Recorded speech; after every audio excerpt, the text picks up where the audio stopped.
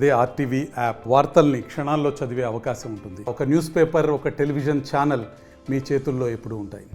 గుంటూరు సంబంధించి ఈ గంజా అనేది డిస్ట్రిబ్యూషన్ ఉంది అనేది అందరికి తెలుసు. దాన్ని కొన్ని సిస్టమేటిక్గా కంట్రోల్ చేయాలన్న ఒక ప్రయత్నంలో ఫస్ట్ స్టెప్గా మనం ఒక 20.5 kgs వరకు గంజా సీజ్ చేయడం జరిగింది. దీనిట్లో మనకు టోటలీ 8 మెంబర్స్ ఇన్వాల్వ్ అవ్వడం జరిగింది. ఇప్పుడు నుంచి మన కేసెస్ అన్నీ కూడా ఒకరిని పట్టుకున్న తర్వాత దానితో పాటు ఎంతమంది పెడ్లర్స్, ఎంతమంది కన్జ్యూమర్స్ అనేది డిఫరెన్షియేట్ చేస్తూ ఈ పెడ్లర్స్ పైన ఎక్కువ కాన్సన్ట్రేట్ చేస్తూ ఈ కన్జ్యూమర్స్ ఎవరున్నారో వాళ్ళకు పేరెంట్స్తో పాటు పిలిపించి కౌన్సిలింగ్ చేస్తూ ఒకవేళ కన్జ్యూమర్స్ కూడా దీని ముందు కేసెస్లో ఉన్నారంటే వాళ్ళని కూడా మనం అరెస్ట్ చేయాలని చెప్పి ప్లాన్ చేస్తున్నాము. దీంట్లో ఫస్ట్ స్టెప్గా మనం ఈ పర్టికులర్ కేసు మనకి చీబ్రోల్లో మనం రిజిస్టర్ చేయడం జరిగింది. మనకి ఫస్ట్ అక్యూజ్డ్ A1 కట్టా శ్రీను అని చెప్పేసి నందమూరి కాలనీ చీబ్రోలు విలేజ్లో అక్యూజ్డ్ 1గా ఇంక్లూడ్ చేయడం జరిగింది.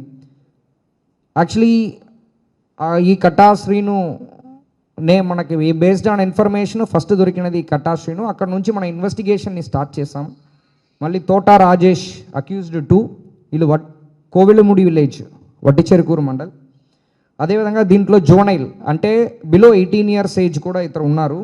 షేక్ మాదర్ వలీ, తర్వాత షేక్ అహ్మద్ అలియా షరీఫ్ A4 అని చెప్పి ఇతరు కూడా ఉన్నారు.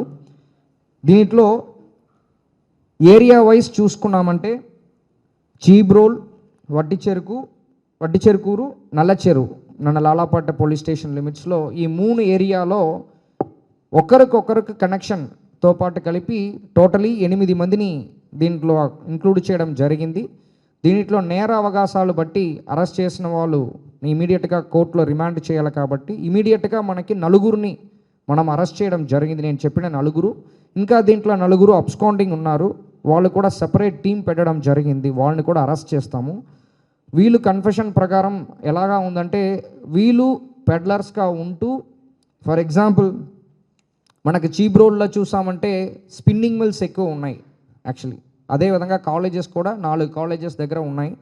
సో వీళ్ళు ఇక్కడ స్ప్రెడ్ చేస్తున్నట్టు మనకి ఇన్పుట్, ఇంకా మనం కన్ఫర్మేషన్ ఇన్వెస్టిగేషన్ చేస్తున్నాము.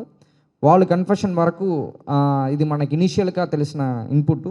దీనిట్లో మనకి ఈ జోనైల్ అంటే దీంట్లో షేక్ మాదర్ అలీ ఈ నల్ల చెరువులో 17 సంవత్సరము. ఈ వ్యక్తి పైన ఆల్రెడీ ఒక NDPS కేసు ఉంది. 264/2024లో ఒక case, motor cycle theft, mobile snatching, ఇది కూడా ఈ వ్యక్తి పైన ఉంది. దీంట్లో మీరు అందరూ అర్థం చేసుకోవాల్సినది ఏంటంటే ఈ పర్టిక్యులర్ కేసులో కూడా ఈ ఎవరు జోనైల్ ఉన్నారో షేక్ మాదర్ వలీ అలియాస్ సోహెల్ అలియాస్ గడ్డి, సో ఈ వ్యక్తి ఏం చేస్తున్నారంటే మొబైల్ని థెఫ్ట్ చేస్తూ బైక్ని థెఫ్ట్ చేస్తూ అది ఏజెన్సీ ఏరియాకి తీసుకొని వెళ్ళి వచ్చిన రేటు ఏదైనా ఒక పల్సర్ బైక్ 1 లక్షలు అంటే 30,000కి 20,000కి వచ్చినా అమ్మేస్తూ బుక్ అవసరం లేదు, బండి బుక్ అవసరం లేదు, వేరేమీ అవసరం లేదు, వీళ్ళు ఏమీ అడగరు కూడా, పైన అక్కడ ఇచ్చేసి తీసుకొని వస్తున్నట్టు మనకు తెలుస్తుంది. ఇది మోడస్ ఆపరండి. ఇది ముందు నుంచి నాకు కూడా ఐడియా ఉంది. ముందే అల్లూరు సీతారామరాజు డిస్ట్రిక్ట్లో పని చేశాను కాబట్టి దాన్ని బేస్ చేసుకొని ఈ ఎంటైర్ ఇన్వెస్టిగేషన్లో ఉన్న 8 మందిని మనం ఐడెంటిఫై చేయడం జరిగింది.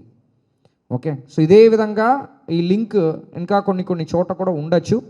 సో దీని మేరకు మేము ఇన్ డెప్త్ వెళ్తాం ఈ పర్టికులర్ కేసులో. మళ్ళీ ఈ కేసులో నెక్స్ట్ 4 దొరికినా వాళ్ళ గురించిన ఇన్ఫర్మేషన్ నేను ఇవ్వట్లేదు, ఎందుకంటే మనకి ఇవ్వడం వల్ల వాళ్ళు ఫర్దర్గా అలర్ట్ అవుతారు కాబట్టి దీనిలో ఫర్దర్గా ఎవరు ఇన్వాల్వ్ అయ్యారని నేను ఇవ్వట్లేదు. సో ఇది కేసు సంబంధించిన డీటెయిల్స్. దీంట్లో A1 ఇన్ఫర్మేషన్ మేరకు మనం వెళ్ళిన తర్వాత ఇంకా ఈ మిగిలిన 3 నుంచి కూడా కొంత మనం సీజ్ చేయడం జరిగింది గంజా. ఒకే ప్లేస్లో ఒకరితో పాటు కాదు, అది డిఫరెంట్గా సీజ్ చేస్తాము. అది కేసులో తీసుకొని వచ్చాము కరెక్ట్గా. మీ వరకు ఇది ఇన్పుట్. సో దీనిట్లో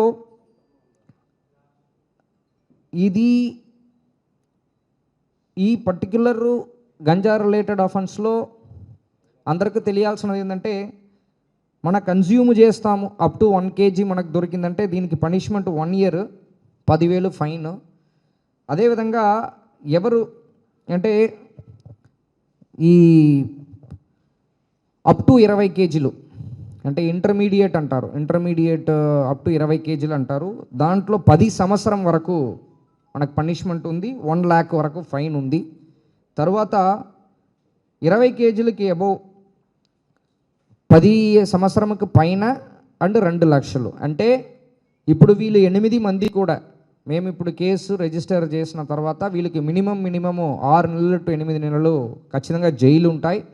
దాని తర్వాత కూడా మేము దర్యాప్తులు కొనసాగిస్తూ వాళ్ళకి ఇంకా ఒక 4-5 నెలలు కూడా అంటే 1 సంవత్సరం అనేది వాళ్ళు జైల్లో ఉండాల్సి వస్తుంది. దాని లోపలికి మేము ఛార్జ్షీట్ కూడా త్వరగా వేసేస్తాం. దీంట్లో ఛార్జ్షీట్ వేసేసి ట్రయల్ జరిగిందంటే వాళ్ళకి 10 సంవత్సరం అనేది పనిష్మెంట్ ఖచ్చితంగా పడతాయి. దీంట్లో ఈ పర్టికులర్ దీంట్లో కమింగ్ డేస్ నుంచి కూడా ఇది కొనసాగిస్తాము, ప్రాపర్ దర్యాప్తులు చేస్తాము. దొరికిన ప్రతి ఒక్కరు కూడా నెక్స్ట్ ఎవరెవరు తీసుకుంటున్నారు వీళ్ళ దగ్గర వాళ్ళని కూడా ఖచ్చితంగా ఈ కేసులో ఇన్వాల్వ్ అవుతారు. కాబట్టి ఎవరు కూడా దీంట్లో తప్పించుకోవడానికి లేదు. ఎవరెవరు గంజా ఇంకొకరికి ఇస్తున్నారో ఎంటైర్ నెట్వర్క్ ఇప్పుడు నుంచి జీరో చేస్తానికి ప్రయత్నం చేస్తున్నాము.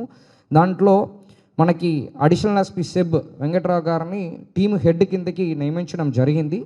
వాళ్ళు ప్రతి ఒక్క స్టేషన్తో పాటు ఇప్పుడు ఉన్న సెబ్ సిబ్బందిల్లో ఒక సిఐ, ఒక ఎస్ఐ, ఒక 3 టోటలీ 5 మంది డైరెక్ట్గా మన అడిషనల్ ఎస్పీ గారి కిందకి పనిచేస్తారు. అది కాకుండా ప్రతి ఒక్క సబ్ డివిజన్ సిఐ, ఎస్ఐస్ అందరికి కూడా డైరెక్ట్గా additional SP SEB, additional SP Venkateswara గారు డైరెక్ట్గా డీల్ చేస్తున్నారు. ఫర్ ఎగ్జాంపుల్ ఈ పర్టికులర్ కేసులో ఎస్డిపిఓ తెనాలి, సిఐ పొన్నూరుతో పాటు డైరెక్ట్గా కోఆర్డినేట్ చేస్తూ ఎంటైర్ ఆపరేషన్ని లీడ్ చేశారు. అదేవిధంగా కమింగ్ డేస్లో కూడా కన్సర్న్డ్ పోలీస్ స్టేషన్లో ఎక్కడ ఈ గంజా మేము ఇన్ఫర్మేషన్ మేరకు కానీ వెహికల్ చెకింగ్లో కానీ దొరుకుతుందో అక్కడ నుంచి ఆ ఇన్వెస్టిగేషన్ని అడిషనల్ ఎస్పీ వెంకట్రావు గారు ముందుకు తీసుకొని వెళ్తారు. సో దట్ ఏ కేసు కూడా మత్తి లాగకుండా కంప్లీట్ లాజికల్గా ఫినిష్ అయినట్టు మనం ప్లాన్ చేస్తున్నాము. దీనిట్లో ఈ కేసుని ఫాలో అప్ చేస్తూ ఎవరెవరు లింక్ ఉందో దానికని చెప్పేసి మేము ఒక ప్రొఫార్మా పెట్టుకుంటున్నాము.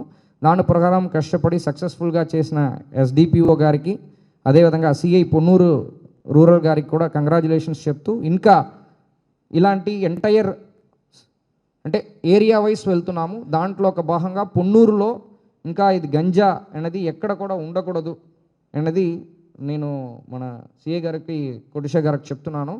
సో అది దాన్ని గోల్గా పెట్టుకునే ఇప్పుడు ముందుకు వెళ్తాము. దీంట్లో కొన్ని స్టెప్స్ తీసుకున్నాము.